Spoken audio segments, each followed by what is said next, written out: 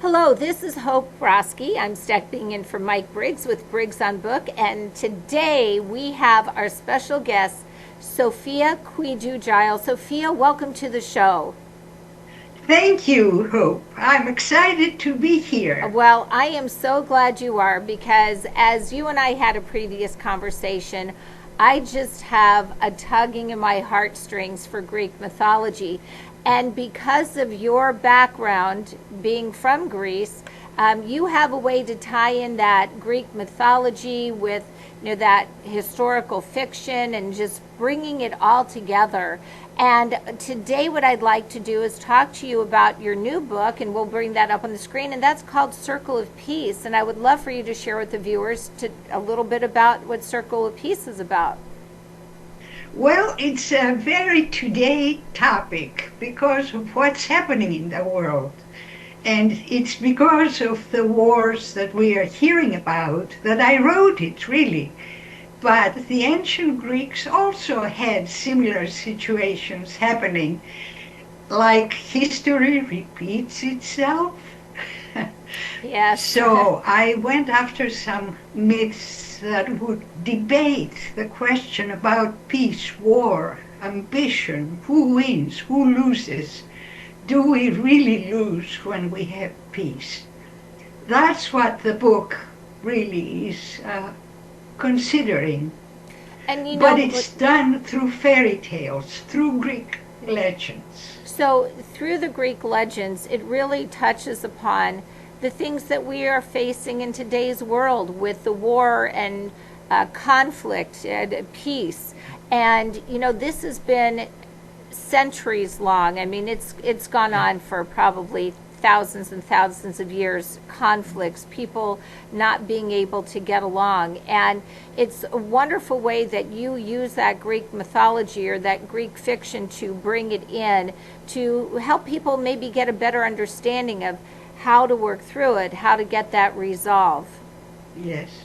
Yes. And I know that this book is also a follow-up to the other book that you had originally written, which is called An Unexpected Ally.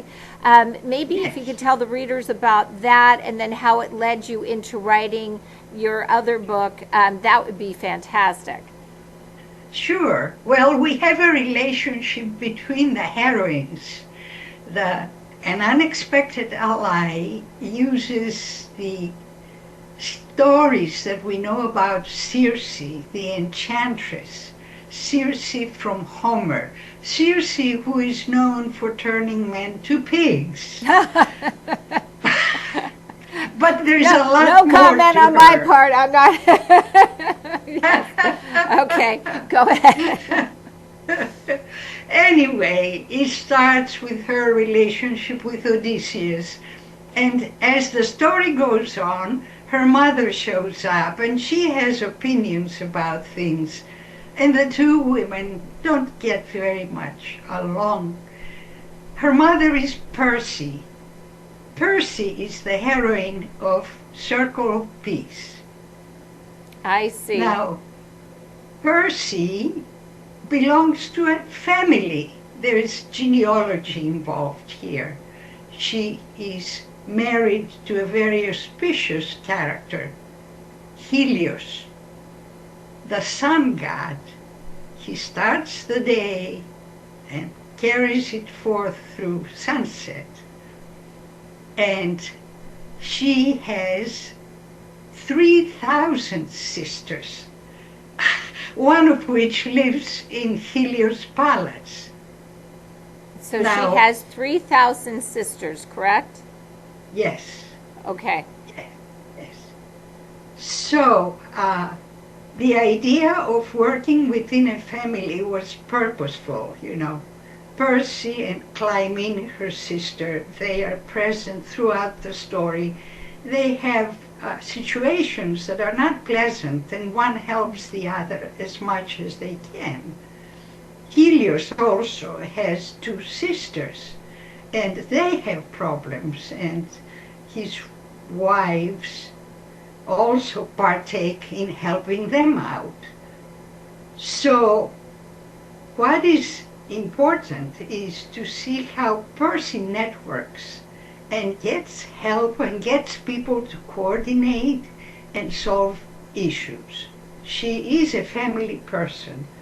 And you But know, it sounds like Percy is a problem solver. She is the yes, one who is the peacemaker.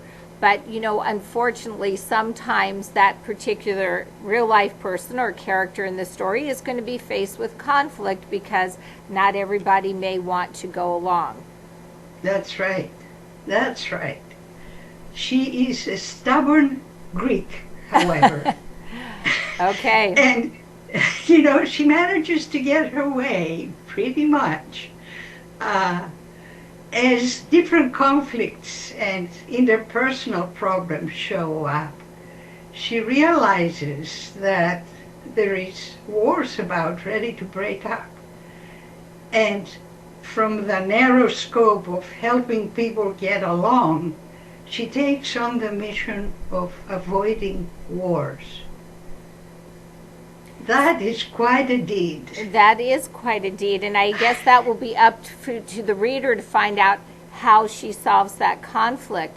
Now, That's leading into it, then where does it take off to go into the circle of peace? Where does the next, so how does it transition over?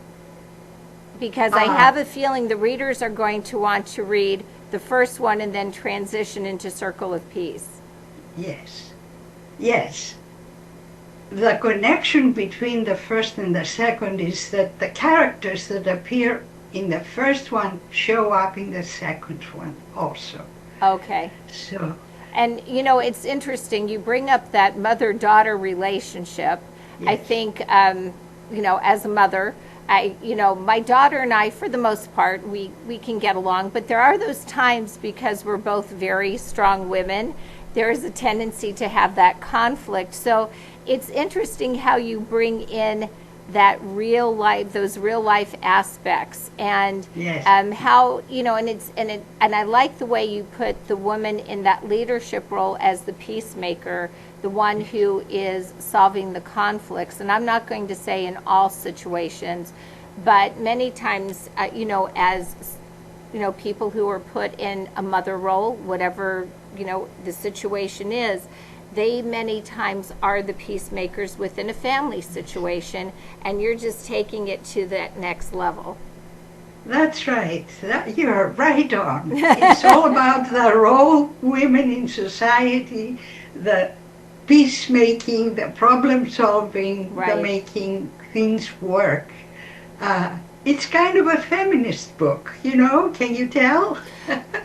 Yes. The I can. And you know, there are women who really can identify with that kind of empowerment. And, you know, it's not to put down the other gender per se, but No, it's to show the strength of what women can truly do in their own right. And that's an that's important right. thing to, you know, for readers, and obviously gauging more to maybe the female reader is going to identify with. And there, you know, I think you've got a great connection with so many different facets, and I really like the way you bring it all together, and I'm sure the readers are going to love it too. Thank you. One other interesting aspect is that, you know, the relationship between Circe and Percy in the first book is conflicted, but in the second book, when Circe arrives and looks at her mother's life and work, she learns about a different aspect of her mother, the maturing of mother-daughter relationships. So there's an evolution Absolutely. of characters. Yeah, And, you know, and again, you touched on a really good point, because I think depending on age of the mother-daughter, with the conflict that can happen, and the two women, you know, one, the mother standing ground, and the, what I would call the teen becoming an adult woman, wants to identify her own personality. But I think what happens as that child becomes older, they begin to appreciate the sacrifices that that mother makes to make their world better, and they get to see really, wow, this is what my mother is all about. And it sounds like Circe is finding that same type of resolution with her mom, Percy. It's so true. And yeah, there is a different point of view, a different sort of communication, identifying with her mother in a different way. So there is a lot of dynamics that are getting worked through in this story, all to a result of weighing how things work in families, really, you know. That's the beauty of Greek myths. They Absolutely. are retellings that And you reflect today, reflect what our experiences are. And you have such a great ability to make that connection. And before we wrap up, you know, talk about growing up in Greece. Tell us a little bit about your life, and then how you wanted to, you know, lean into becoming a writer from that. I came and studied psychology and social work in the United States after high school, and worked in that field all my career years.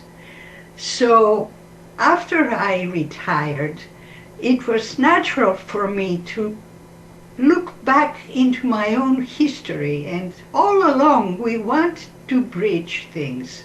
We want to bridge our childhood to our today. We want to bridge the myths of my country and introduce them to this country.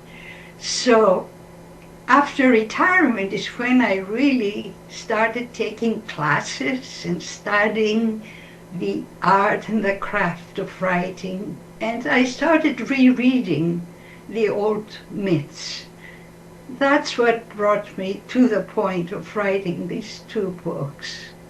So that's kind of the story. That's a wonderful journey. And I know the readers will really be able to connect better to just knowing, you know, that you have that history with the social work, psychology, and then your background, you know, coming from Greece, and then leaning into your past culture to just bring it the best type of writing that you could bring to a reader, which is absolutely fantastic. Well, thank you. You're welcome. I have enjoyed the journey. And you know what? Let it continue, because we'll see what's going to be coming down the pike after Circle of Peace. Thank you. I will work on, for sure. Okay, well, we'll be looking forward to it. This is Hope Roski with Briggs on Books. And again, Sophia, where can the readers purchase your books? Is it through Amazon, through your website? What is the best way for the readers to purchase? It's available through both. My website is running my name together, SophiaKouidou-Giles.com, and they can find some other books that I have written.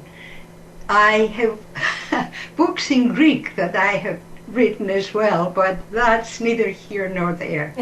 So, two ways. Amazon, ordering it from their local bookstore, is a third way. It's available.